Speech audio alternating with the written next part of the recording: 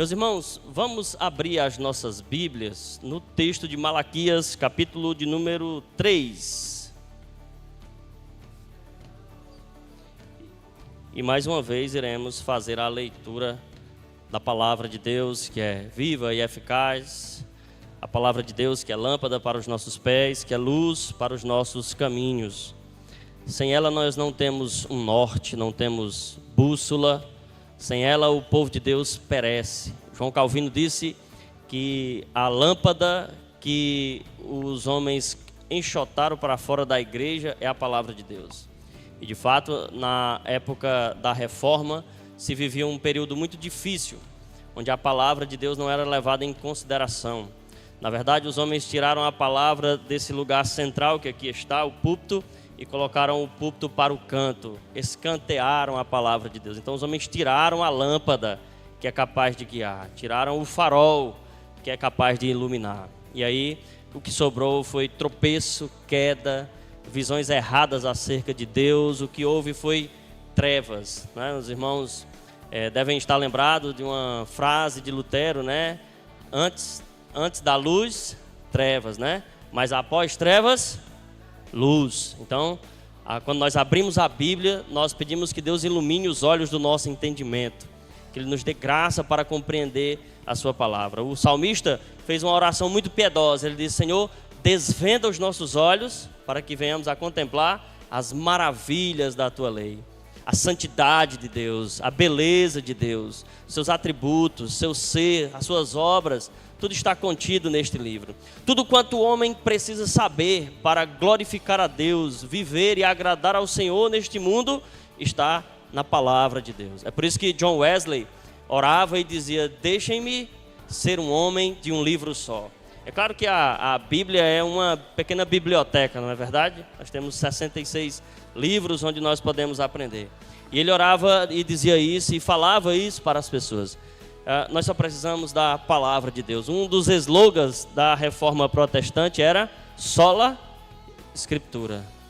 Nós só precisamos da palavra de Deus para nos fortalecer, para servir aos irmãos de guia para a nossa vida. Então, que Deus nos abençoe na exposição da palavra de Deus e que ela venha tocar o nosso coração. Amém? Então, assim nos diz a Sagrada Escritura, Malaquias capítulo 3, do verso 13 em diante. As vossas palavras foram agressivas para mim, diz o Senhor, mas vós dizeis: que temos falado contra ti? Vós dizeis: inútil é servir a Deus. Que nos aproveitou termos cuidado em guardar os seus preceitos e em andar de luto diante do Senhor dos Exércitos? Ora, pois, nós reputamos por bem-aventurados os soberbos. Também os que cometem impiedade se edificam. Eles prosperam, sim, eles tentam ao Senhor e escapam. Então, aqueles que temem ao Senhor falam cada um ao seu companheiro, e o Senhor atenta e ouve. E há um memorial escrito diante dele para os que o temem, para os que temem ao Senhor e para os que se lembram do seu nome. E eles serão meus, diz o Senhor dos Exércitos. Naquele dia que farei, serão para mim particular tesouro. Poupá-los-ei como um homem poupa a seu filho que o serve. Então vereis outra vez a diferença entre o justo e o ímpio, entre o que serve a Deus e o que não serve. Oremos mais uma vez. Ó Deus, nosso Pai bendito, Senhor nosso, nós te adoramos, Senhor, por tudo que tivemos até aqui, pelos louvores que entoamos à tua presença. A glória devida ao teu nome, o louvor e a majestade pertencem ao Senhor. Sabemos que o Senhor é grande em força, forte em poder, habita em luz inacessível.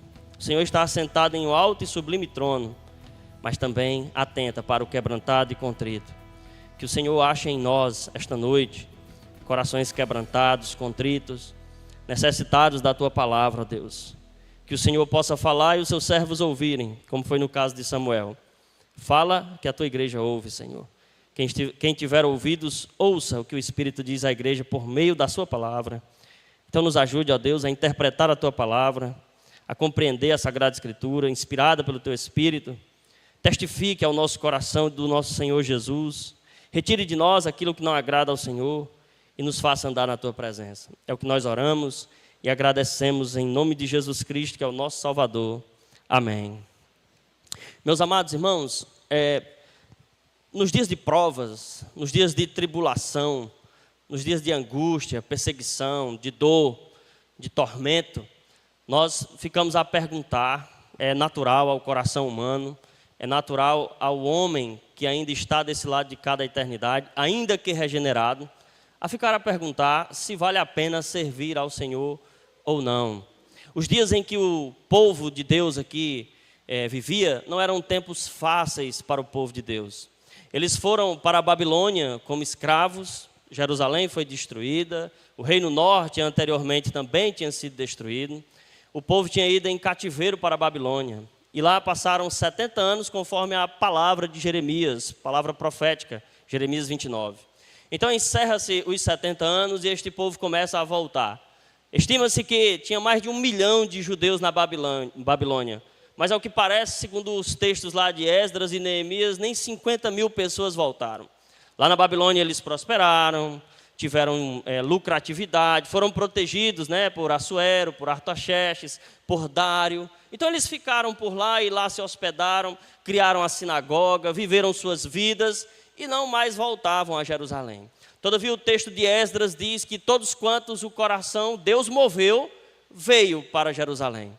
Era uma promessa que Deus tinha feito lá no livro de Deuteronômio. Ainda que eu venha desterrá-los e lançá-los para os confins da terra, depois eu os trarei de volta. E de fato, Deus estava trazendo de volta o seu povo para Jerusalém, trazendo o seu povo de volta para a sua terra. Terra que ele jurou a Abraão, Isaque e Jacó, conforme nós vemos no Pentateuco, os 5 primeiros livros da Bíblia. Então este povo volta, mas não volta em glória. Eles voltam ainda em humilhação. Eles têm um muro para reconstruir, eles têm um templo para reconstruir. É interessante que quando eles reconstroem o templo, algo acontece inusitado. Algumas pessoas foram para a Babilônia ainda criança e ficaram vivos durante os 70 anos e voltaram para Jerusalém. Estes, quando criança, viram o templo, a magnitude do templo de Salomão, que era cheio de glória, de pompa, de riqueza, de ouro. Basta você ler o livro de Crônicas que você vai perceber isso. Mas estes homens que viram o grande templo de Salomão, agora contemplam um templo mirrado, pequeno, sem glória, um templo que não tem a majestade do templo de Salomão. Então eles começam a lamentar, porque eles viram a glória do templo de Salomão. E aí no livro do profeta Ageu, Deus diz que eles devem se aquietar, sossegar, porque agora a glória de Deus seria maior naquele período de tempo do que nos tempos do rei Salomão. Isso significava dizer, irmãos, que os dias da vinda de Cristo estavam próximos, que Cristo haveria de entrar neste lugar, que Cristo haveria de trazer algo novo para o povo de Israel. Mas mesmo assim eles ainda eram subjugados, escravos, como sempre foram, depois da queda de Jerusalém, em 580 a.C. Isto significa para nós, irmãos, que nesses dias de subjugamento, em que eles estão sendo escravos de Dário, de Artaxerxes, de Assuero, depois iam ser escravos de novo pelos gregos. Nos dias de Jesus eles vão ser escravos de novo pelos romanos. Lembram que o anjo diz que o nome dele seria Jesus, porque livraria o seu povo dos seus pecados. Mas o que os judeus esperavam? Que o Messias viesse e libertasse o povo de Deus dos romanos, deixarem de ser subjugados por outros povos, Israel deixar de ser cauda e passar a ser cabeça. Mas não é assim que acontece, irmãos. Na verdade, Cristo quer tirar o pecado do coração do homem. Cristo quer transformar o homem, que é o pior de todos os impérios, é o império do pecado no coração do homem. Pior do que o Império Romano, grego ou qualquer outro que eles tivessem sofrido até então. Cristo quer libertá-los desse terrível escravizador. Eles estão numa masmorra que é o pecado, e eles não entendem isso. Então, para o povo aqui de Malaquias, que é o último livro do Antigo Testamento, é um tempo difícil, é um tempo de amargura. Alguém pode pensar que os nossos dias são difíceis por causa das facções, por causa do trânsito, por causa da inflação, por causa da política ou por causa de qualquer outra coisa que seja. Mas nada se compara, irmãos. Hoje nós estamos aqui bem iluminados, tomamos banho com água encanada, comemos carne fresca quase todos os dias, temos água gelada, coisas que os reis do passado nunca nem sequer experimentaram.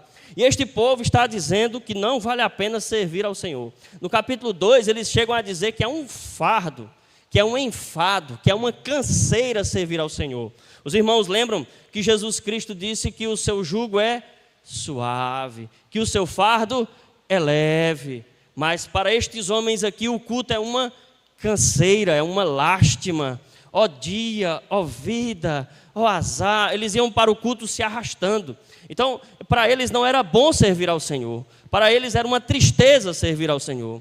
O apóstolo João, lá na sua carta, no capítulo 5, ele diz que os mandamentos do Senhor não são penosos. Isso significa dizer, irmãos, que servir ao Senhor é uma alegria. O Salmo 100 diz isso: servir ao Senhor com alegria, com contentamento, com festa, com celebração. Entrai por suas portas com cânticos em vossas bocas. É a chamada de Deus para o seu povo. Então nós não sabemos, irmãos, quase nada sobre esse profeta. Só que o nome dele é Malaquias, que significa mensageiro. Não sabemos quem é o seu pai, nem de que tribo ele era. Só sabemos que ele escreve para o povo de Israel. Logo no capítulo 1, ele diz aí, peso da palavra do Senhor. Que a ideia é uma sentença, uma condenação que um juiz está impetrando sobre um réu. O povo de Israel aqui é o réu. E aí o texto diz, contra Israel. Irmãos, em todo o Antigo Testamento que nós mais percebemos e vemos, que Deus é pró o seu povo, não é verdade? Que Deus está com o seu povo. Coluna de nuvem durante o dia, coluna de fogo durante a noite, proteção, guardavam as sandálias dos seus pés para não envelhecer, maná de manhã, codornice na parte da tarde, água que escorria da rocha, proteção dos seus inimigos, aqueles que iam amaldiçoar a Israel, a maldição era transformada em bênção. Estão lembrados de tudo isso? Mas agora Deus está contra o seu povo. O apóstolo Paulo disse, irmãos, lá em Romanos 8, se Deus é por nós, quem será contra nós? Todavia, irmãos, se Deus for contra alguém, o que será daquela pessoa?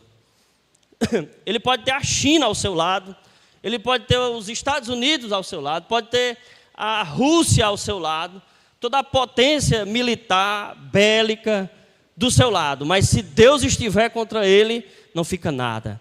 Inclusive, às vezes nós citamos, e nas epígrafes das Bíblias modernas, lá em Apocalipse 18, fala da batalha do Armagedon. Mas não há batalha ali, irmãos. O que há é um massacre, o massacre do Armagedon. Os anjos de Deus descem e destroem a todos que se levantam contra Deus. Note que esse povo aqui, irmãos, é um povo soberbo. O verso 15 do texto que nós lemos, ele diz, olha, nós reputamos por felizes os soberbos. Antes da queda, gaba-se o coração do homem. A soberba precede a ruína, precede a destruição. O salmista pediu, Senhor, da soberba guarda o teu servo. Não deixa que a arrogância, a altivez, se assenhorie do meu coração. É uma oração bonita, Por quê? Porque lá em Tiago, capítulo 4, nos diz que Deus resiste ao soberbo. O que significa resistir? Não é simplesmente que Deus está com a mão impedindo da pessoa passar. Significa que Deus está com seus punhos cerrados para lutar contra o soberbo. Então, se você está aqui esta noite e percebe soberba no seu coração, arrogância, altivez, seja ela de qualquer natureza, seja por causa da sua beleza, seja por causa da sua saúde, da sua juventude ou dos seus bens, saiba que Deus resiste ao soberbo. O nosso Senhor e Salvador Jesus Cristo, irmãos, ele disse que ele é manso e humilde de coração.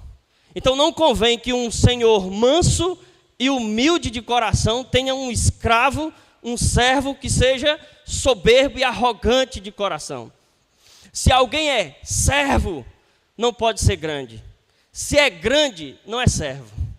Então não existe isso do grande servo de Deus. A gente pode falar isso, para exagerar no adjetivo, para agradar alguém ou para falar acerca de algum pregador ou de algum cristão que fez algo maravilhoso na história da igreja. Mas ele mesmo, com certeza, não diria que ele é um grande servo de Deus. Ele diria, eu sou o menor dos servos de Deus. Não é verdade? Poderia perguntar a qualquer um deles. Por exemplo, perguntaram a John Stott como ele gostaria de ser lembrado. E ele disse, eu gostaria de ser lembrado como um miserável pecador que fez muito menos do que deveria. E é assim que nós fomos ensinados por Cristo. Jesus Cristo disse em Lucas, capítulo 17, depois de vocês terem feito tudo que deve ser feito, considerem-se como servos inúteis, porque nós só fizemos aquilo que Deus nos mandou. E olha que eu não conheço ninguém que já fez tudo que Cristo mandou. Você conhece alguém?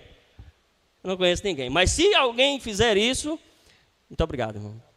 Jesus disse que essa pessoa deve se considerar como um servo inútil. É semelhante, irmãos, ao que acontece com o apóstolo Paulo. A Sagrada Escritura diz que Paulo foi arrebatado ao terceiro céu. Ele disse que não sabe se no corpo, se fora do corpo, mas foi ao terceiro céu e viu coisas inefáveis que não são dignas de serem pronunciadas aos homens. Paulo volta do céu com um espinho na carne, não é? O famoso espinho na carne do apóstolo Paulo. E Paulo disse que foi-lhe dado também, juntamente com o espinho na carne, um mensageiro de Satanás para esbofeteá-lo, para que ele não se exalte, para que ele não se exaltasse por causa das revelações que ele teve. Então, irmãos, o que isso significa para nós?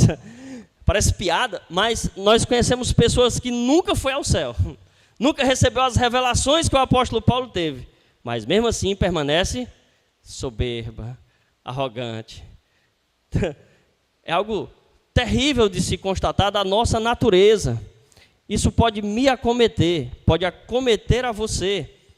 Nós, como pecadores, ainda que regenerados, ainda que transformados, devemos estar constantemente examinando o nosso coração. Examinai, pois, a vós mesmos. Constantemente devemos olhar o que há dentro do nosso coração e pedir a Deus que examine o nosso coração. O Salmo 139, o salmista disse, examina o meu coração, prova-me, vê se há em mim algum caminho mau e guia-me pela vereda da justiça. É uma oração bonita, irmãos, é uma oração piedosa. Então, que haja em nós esse sentimento de não deixar que o nosso coração se assenhorie, que a soberba se assenhorie de nós, mas que Cristo tome força cada vez mais em nosso coração. Que o discipulado de Cristo seja o nosso mestre constante, para que nós venhamos a andar com humildade na presença do nosso Deus.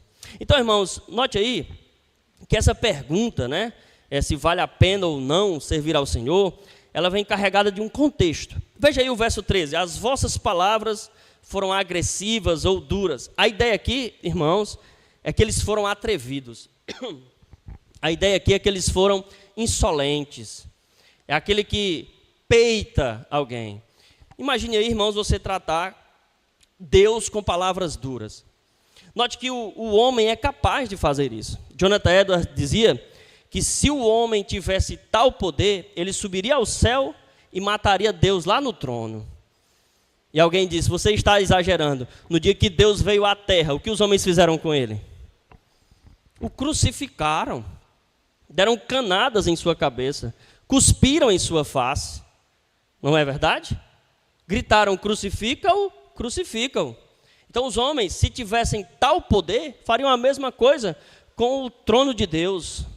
Destruiriam a Deus, mas eles não podem fazer isso, eles são insolentes. Quando Cristo esteve encarnado nos nossos dias, irmãos, os homens trataram Cristo com muita insolência. Note que, certa vez, eles chamaram Jesus de filho de Belzebu, que expulsava os demônios pelo maioral dos demônios. Estão lembrados desse texto? Isso é insolência, é muito atrevimento. Outra vez disseram assim, nós não somos bastardos. Outra vez disseram assim, olha, tu és samaritano. É muita arrogância da parte deles. E irmãos, se eles tratam assim a Cristo, Jesus, o Senhor, quanto mais aos galhos secos. Jesus disse que nós não deveríamos estranhar, porque se a videira verdadeira eles fizeram o que fizeram, quanto mais aos ramos, que é a sua igreja. Se receberam a minha palavra, também vão receber a de vocês.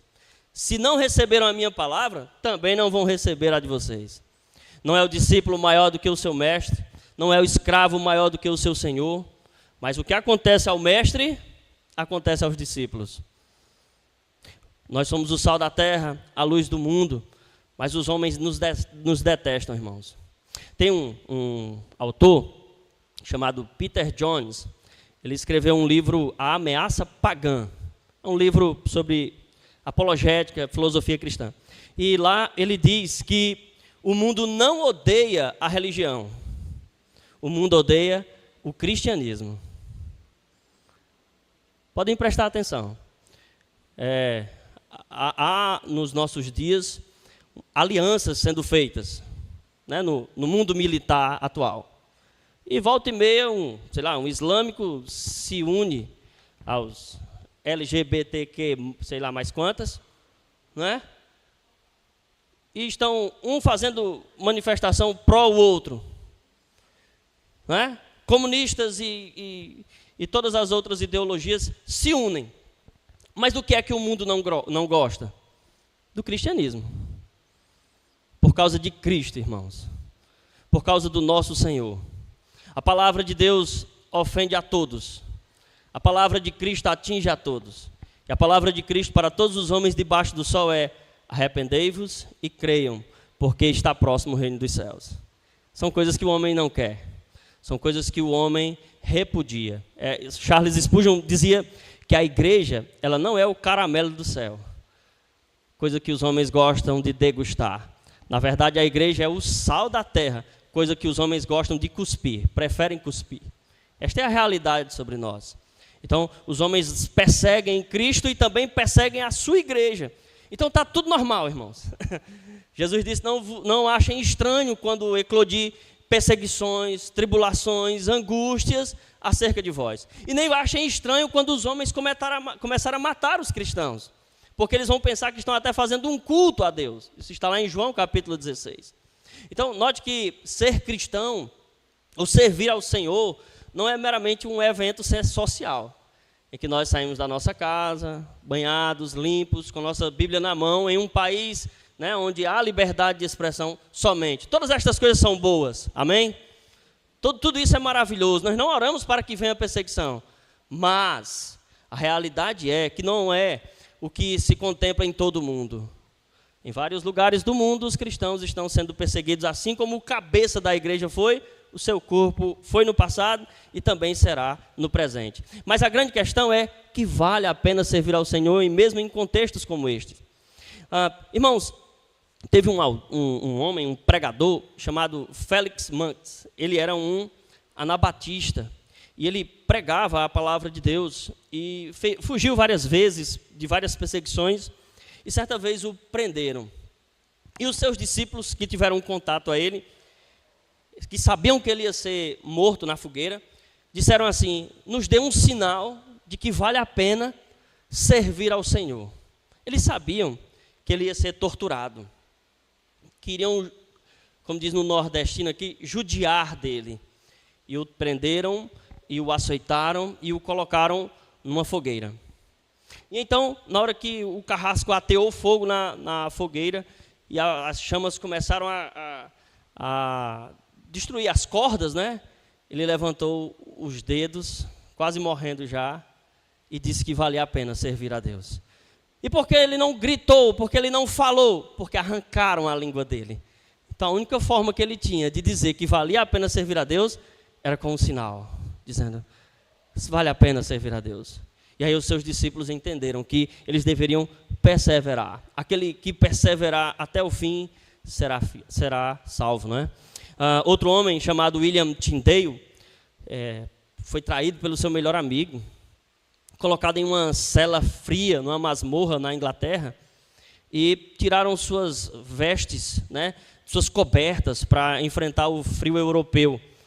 E davam a ele todo dia só pão e água. E todos os dias ele orava, e o carrasco, né, o carcereiro testificou isso. Ele orava e dizia: Deus, obrigado por este pão e por esta água, e por Jesus Cristo, meu Salvador. Por Jesus Cristo, meu Salvador. Irmãos, nós temos muito mais do que pão e água. Deus tem sido galardoador da sua igreja. Deus tem nos dado muito mais do que precisamos. Além do que precisamos. Irmãos, você consegue imaginar o homem que escreveu 13 cartas do Novo Testamento, o apóstolo Paulo, o homem que pregou o evangelho desbravadamente, sem medo, com toda intrepidez. Ele está em Roma, numa masmorra, no cárcere inferior, né, a prisão marmentina, e ele está lá e não tem uma capa para se cobrir do frio. 2 Timóteo 4, ele diz, passa lá na casa de Carpo e traz os livros, especialmente os pergaminhos, e a capa. O apóstolo Paulo não tem uma capa para se cobrir do frio. Nós temos muito, irmãos. Então não sejamos murmuradores, não sejamos insolentes, não digamos palavras duras contra o Senhor, palavras agressivas, insolentes contra o Senhor. É a murmuração, irmãos, que destrói a nossa vida. A murmuração tem esse poder. Então, não sei quantos de vocês conhecem, mas tem um antigo hino da harpa cristã que diz, em vez de murmurares, canta um hino de louvor a Deus. Jesus quer te dar vida santa, qual noiva levar-te para o céu. Nós temos uma escolha diante de nós. Às vezes nós pensamos que a murmuração é algo comum, simples, que é um dos pecados que Deus aceita. Mas na verdade, irmãos, nós não devemos agir assim. Nós devemos dizer, Senhor, retira de mim a incredulidade, a murmuração, e dá-me um coração, ó Deus, alegre por tudo que o Senhor tem feito. Para sair, né, da harpa cristã, tem um grupo mais novo, né, que é o grupo Sola, interpretando o Salmo 23, eles dizem, aquilo que eu não tenho, eu não preciso, porque o Senhor é o meu pastor, irmãos. Ele me faz deitar em pastos verdejantes, Ele guia-me para junto das águas tranquilas. Cristo é a nossa porção, irmãos. Quando Deus foi dividir a terra de Canaã, Ele disse, os levitas não terão porção na terra. Eles não terão propriedade, eles não terão herança. Eu serei a herança dos levitas. Aí o salmista escreve, o Senhor é a minha porção. É tudo que eu preciso. Aquilo que eu não tenho, eu não preciso. Aqui, irmãos, nós devemos perguntar, e se Deus não nos der nenhuma bênção? E se Deus tirar o que já nos deu? Deus fez isso com Jó. Ou Ele não é mais soberano? Ele pode fazer com qualquer um de nós.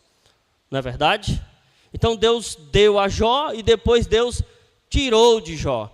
E Deus deu um filho a Abraão e depois Deus disse, sacrifica o teu filho, o teu único filho a quem tu amas. Porque Ele é soberano. Ele ordena e todos devem lhe obedecer. Então, irmãos, se Deus fizer estas coisas, ainda assim valerá a pena servir a Deus. Com alegria e singeleza de coração. Não sejamos atrevidos. Não devemos falar assim, que temos falado contra o Senhor? Irmãos, Deus é onisciente. Deus sabe os recônditos do nosso coração. Ainda que você não esboce, ainda que você não fale de modo inteligível para as outras pessoas ouvir, mas Deus sabe o que você pensa, o que você imagina. Quando nós murmuramos só no nosso coração, Ele penetra as profundezas do nosso ser. Lembra que uma vez Jesus... colocaram um paralítico na presença de Jesus, lembram? Lá em Cafarnaum, Marcos capítulo 2. E Jesus disse, filho, perdoados são os teus pecados. Aí o texto diz que os fariseus começaram a murmurar em seus corações, dizendo, quem é este que diz blasfêmia? Quem pode perdoar pecados, senão Deus? Aí Jesus disse as palavras que eles estavam dizendo lá no coração deles. Ora, para que vocês saibam que o Filho do Homem tem poder na terra para perdoar pecados, eu vou dizer ao paralítico, levanta e anda, e é exatamente isso que ele faz. Jesus sabe de absolutamente tudo que nós pensamos no nosso coração. Salmo 139, ainda a palavra está na minha boca e Ele já a sabe muito bem. Isaías 65, antes que eu ore, antes que vocês orem, Deus já sabe o que vocês precisam. Mateus capítulo 6, Jesus falou que Deus sabe de todas as nossas necessidades, antes mesmo que nós venhamos a lhe pedir. Então, irmãos, Deus sabe do que nós precisamos, daquilo que necessitamos, do que vamos orar, mas sabe também das nossas murmurações.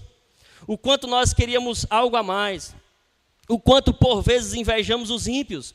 O problema desse povo aqui é a inveja dos ímpios. Os incrédulos acreditam que não vale a pena servir ao Senhor, mas os crentes acreditam que a piedade para tudo é proveitosa. O dia de Cristo, irmãos, revelará a descrença dos ímpios e a piedade dos justos. No dia de Cristo se revelará a diferença entre o justo e o ímpio, entre o que serve a Deus e o que não serve.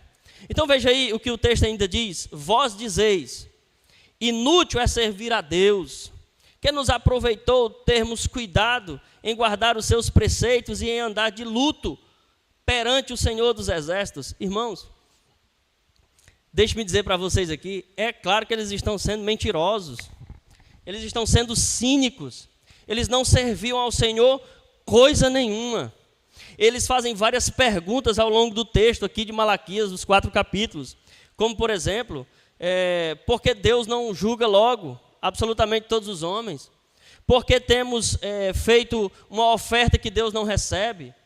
Eles perguntam a Deus, por exemplo, por que Deus não muda o culto para eles, ou por que Deus não traz logo juízo às outras nações. É uma série de indagações. Eles estavam oferecendo a Deus um sacrifício podre, o dilacerado, o coxo, o cego, o que estava com vermes. Eles traziam os carneiros para sacrificar, mas não conforme a lei de Deus. Com isso, eles estavam dizendo que o culto de Deus pode ser feito de qualquer maneira. Não sei se isso já aconteceu aqui, mas eu já vi uma pessoa que foi cantar e ela disse que não sabia cantar de jeito nenhum, mas ia cantar porque era para Jesus. Então, era como se ela estivesse dizendo assim: já que é para Jesus, eu posso oferecer qualquer coisa. Isso não é verdade, irmãos. Já que é para Jesus, eu tenho que dar o quê? O melhor e não o pior. Mas era exatamente o que o povo aqui de Israel estava fazendo. E ao ponto de Deus dizer assim: oferece ao teu governador e veja se ele te recebe. Ele não te será favorável. Ao ponto de Deus dizer: tomara que alguém fechasse a porta do templo e acabasse com este culto. Ao ponto de Deus dizer no capítulo 2 que iria lançar o excremento dos sacrifícios que eles estavam ofertando no rosto deles. E para o lugar onde eram lançados, né, os excrementos dos sacrifícios, eles também seriam lançados. Ou seja, Deus estava irado, Deus estava contra o seu povo, como vimos em Malaquias capítulo 1. Mas veja aí, irmãos, ainda o verso de número 15. Ora, pois, nós reputamos por felizes os soberbos, também os que cometem impiedade prosperam. Sim, eles tentam ao Senhor e escapam. Será, irmãos, que eles são felizes mesmo? Será que eles escapam mesmo do dia do juízo? Na verdade, irmãos, teve uma cantora de jazz chamada Nina Simone. E ela escreveu uma canção chamada Stars. Nessa canção ela retrata a vida dos atores de Hollywood, dos cantores, dos astros. Como eles são bem vistos pelo povo, mas por dentro eles estão cheios de depressão, de tristeza, de angústia. Por exemplo, Jim Carrey, né, ele disse: eu queria que todo mundo tivesse o que eu tenho, só para que eles pudessem perceber que isso não preenche, não é capaz de dar a eles satisfação, não dará a eles prazer constante. A vida, irmãos, é um completo tédio. Vocês sabiam disso? Quem disse isso foi o homem, né, mais sábio do Antigo Testamento, Salomão. Ele diz lá em Eclesiastes que a vida debaixo do sol, ainda que você empreenda, né, a fazer castelos, isso não preenche. Ainda que você empreenda a ouvir música, isso também não preenche. Ainda que você comece a degustar vinhos caros e raros e comidas e restaurantes famosos, isso também não preenche. O amor das mulheres não preenche. Ele teve 300 mulheres, 700 concubinas, 1000 sogras, isso também não preenche. A conta está certa? Isso também não preenche. Não é verdade? Ele disse que o saber não preenche, irmãos. Ele disse que se dedicou a estudar, mas o que ele descobriu no estudo foi o quê? Enfado. E então o que preenche? Jesus Cristo, nosso Salvador. Somente Ele é suficiente. Como era o outro slogan lá da Reforma, a outra bandeira da Reforma? Somente Cristo, irmãos.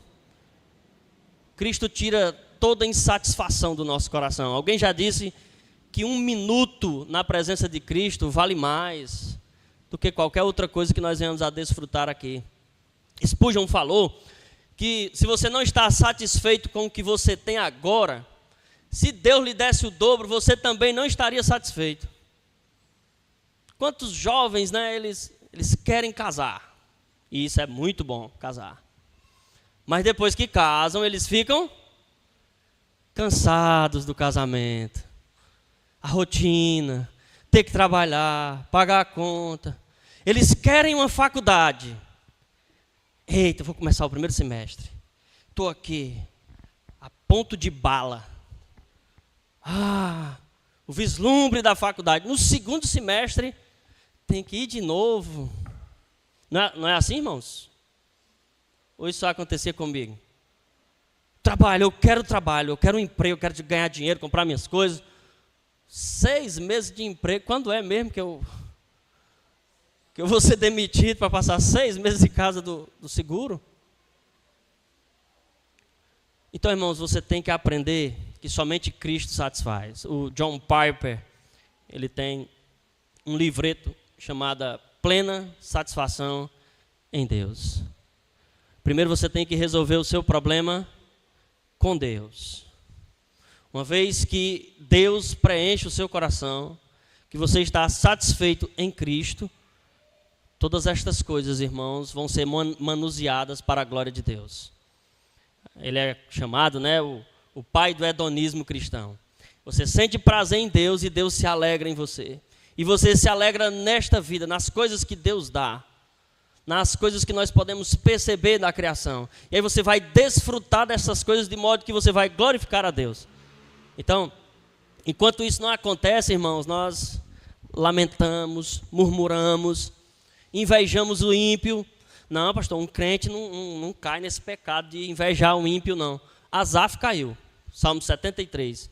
Ele disse, verdadeiramente bom é Deus para com Israel. Mas quanto a mim, quase que os meus pés resvalaram, quase que eu tropecei e caí. Por quê? Porquanto eu tinha inveja dos ímpios, dos soberbos. Dr. Martin Lloyd Jones escreveu um livro, Por que prosperam os ímpios? E aí ele diz que um dia ele entrou no templo e aprendeu de Deus, e viu o fim dos ímpios, e viu o que ele já tinha, que era Deus o seu Senhor. Então ele fez uma das orações mais bonitas do Antigo Testamento. Que tenho eu no céu, além de ti. E o que há na terra, em que eu me satisfaça, mais do que em ti, Senhor. Então a nossa vida, irmãos, deve ser ancorada no ato de termos em Deus a satisfação do nosso coração. O que eu amo quando eu amo a Deus? Amar as coisas que Deus dá é diferente de amar o próprio Deus. Thomas Watson, interpretando o livro de Jó, ele disse que muitos dão graças a Deus quando Deus dá. Jó deu graças a Deus quando Deus tomou. O Senhor deu, o Senhor Deus deu, o Senhor Deus tomou. Bendito seja o nome do Senhor. Que esta seja a nossa vida, irmãos. Note que esse texto está aqui não para que nós venhamos a nos ensoberbecer e dizer que somos melhores do que eles. Não, esse texto está aqui como um alerta. Está entendendo? Para que assim como eles caíram nesse pecado, nós venhamos a fugir dele. Porque eles já caíram. Eles já estão dizendo que é melhor ser ímpio, ser soberbo, ser arrogante. E eles já estão sendo atrevidos. Então Deus está dizendo para nós, não creia nesta mentira. Na mentira de que os ímpios são felizes, que eles escapam, que eles são prósperos. Sim, eles tentam ao Senhor e escapam. Não escapam coisa nenhuma, irmãos. O texto aí do capítulo 4, né? Diz assim, verso 1, acompanhem comigo. Pois eis que vem o dia e arde como fornalha. Todos os soberbos e todos os que cometem perversidade serão como estolho. O dia que vem os abrasará, diz o Senhor dos Exércitos, de sorte que não lhes deixará nem raiz, nem ramo.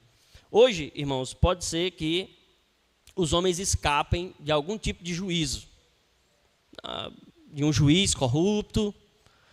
Pode ser que ele seja, tirado da prisão por juízes que não são justos, mas nenhum homem escapará do juízo de Deus. Apocalipse capítulo 20 diz que o mar dará os seus mortos, a terra, todos os homens serão ressurretos e todos serão julgados um por um no tribunal de Cristo. Estão lembrados desse texto? Então não há como escapar. Até mesmo os crentes passarão pelo tribunal de Cristo.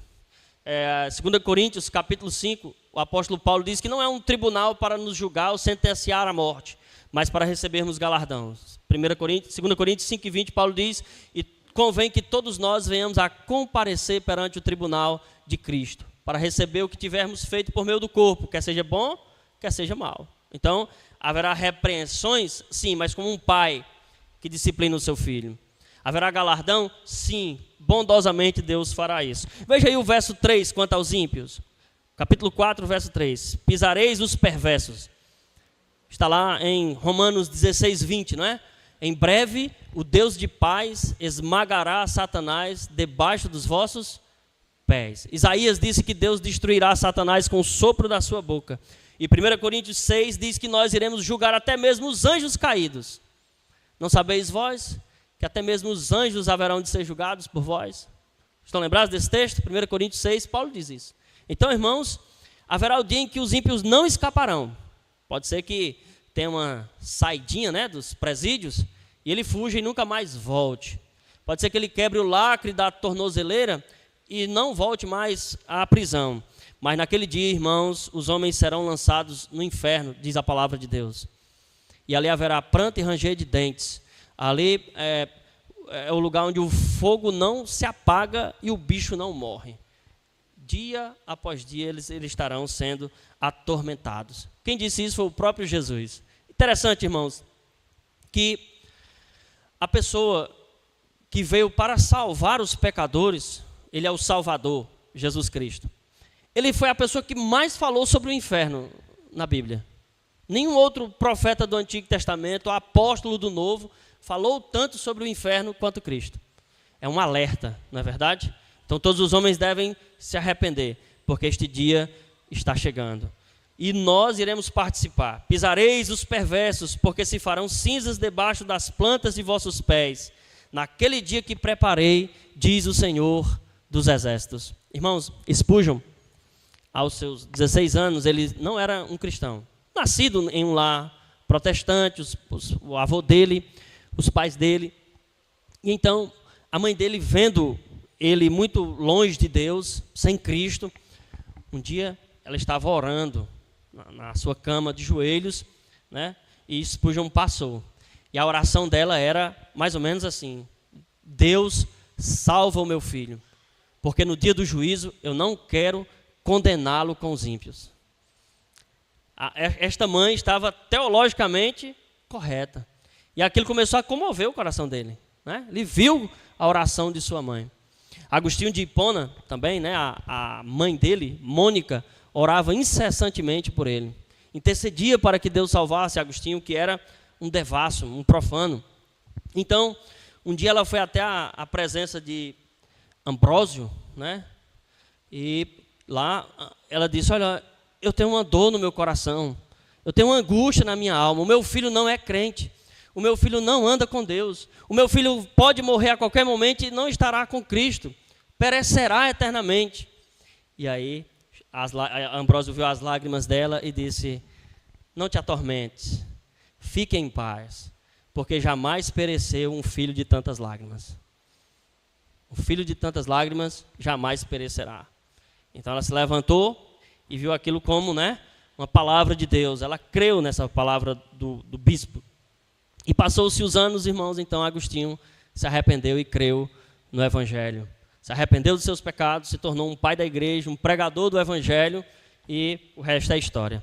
Então, nós devemos ter essa noção, irmãos, de que Deus, Ele quer que a igreja ore pelos seus parentes descrentes.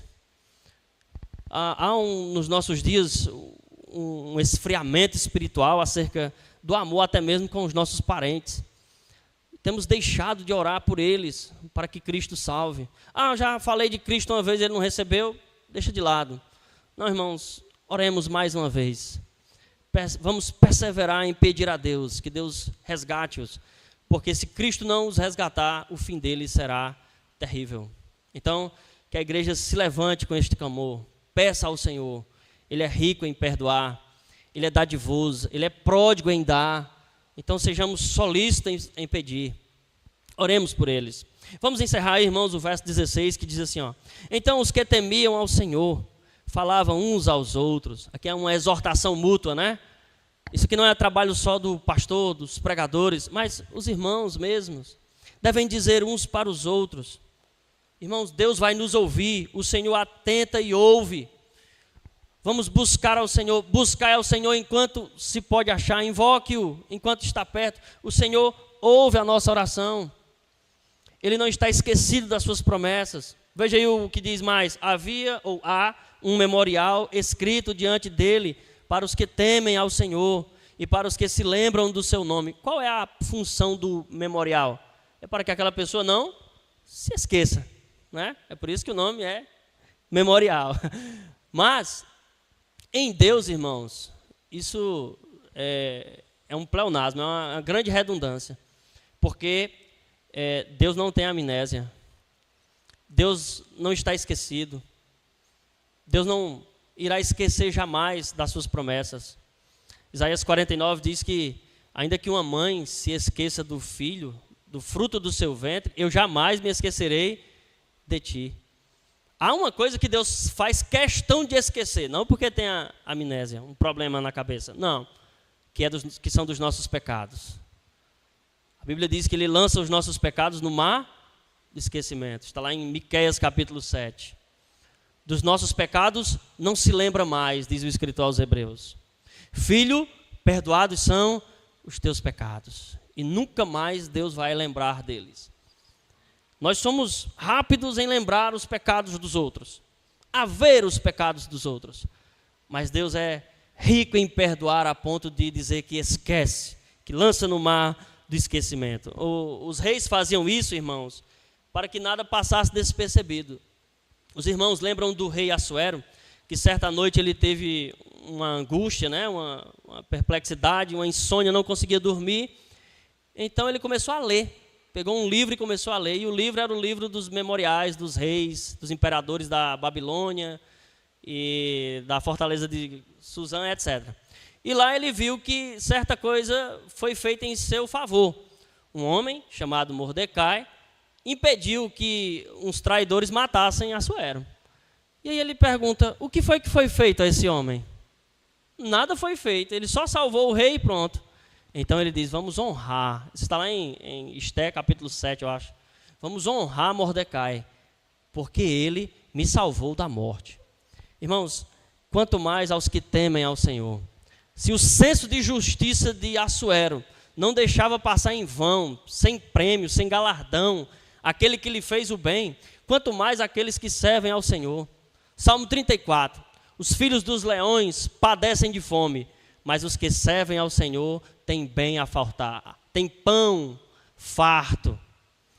Deus não sonega nenhum bem aos seus amados, Salmo 84. Os pássaros dos céus têm pão a fartar, os lírios do campo estão bem vestidos. Assim também nós, que somos homens de pequena fé, por vezes, nada vai nos faltar, irmãos. Deus irá nos sustentar, tem nos sustentado até hoje, e nos sustentará até o dia de Cristo.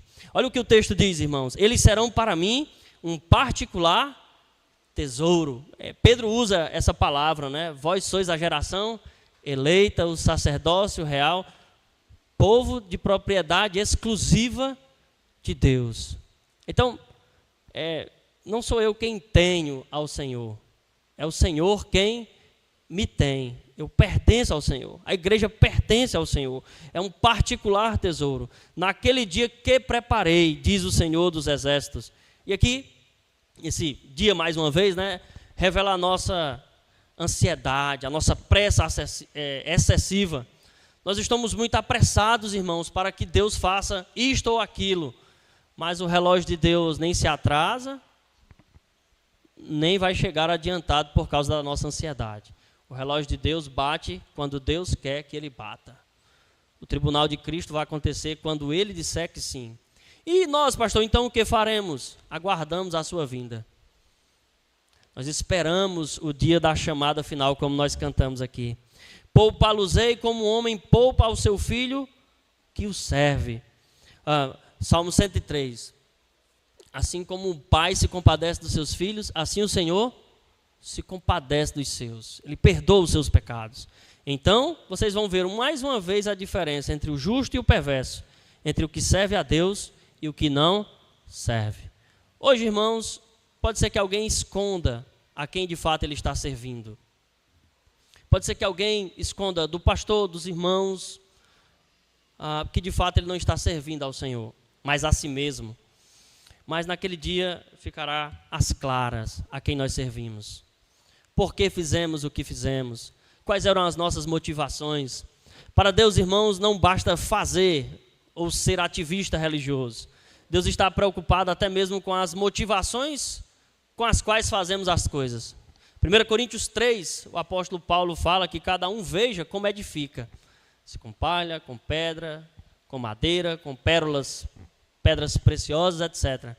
Porque o dia de Cristo, o fogo de Cristo, irá consumir a obra falsa. Somente aquilo que foi feito para a glória de Deus, para louvor de Deus, permanecerá. Então, é um estímulo para que você sirva ao Senhor por Ele mesmo. Que você sirva ao Senhor por amor a Ele, por tudo que Ele tem feito. Alguém pode dizer que o perdão dos pecados faz com que as pessoas não sirvam ao Senhor com alegria, mas é exatamente ao contrário. Jesus disse lá em Lucas 7 que é o que muito é dado, muito lhe será cobrado, não é? Aí depois ele diz a mulher que lavou os seus pés com lágrimas e os enxugou com seus cabelos, não é? Ao que muito é perdoado, muito ama.